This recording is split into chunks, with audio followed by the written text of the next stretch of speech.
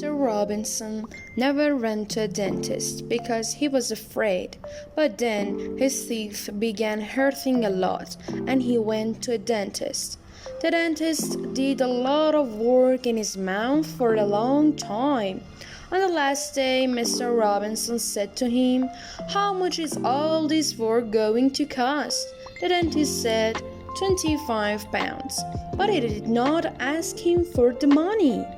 After a month, Mr. Robinson phoned the dentist and said, "You haven't asked me for any money for your work last month."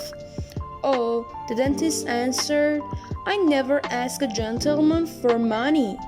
"Then how do you live?" Mr. Robinson asked. "Most gentlemen pay me quickly," the dentist said, "but some don't.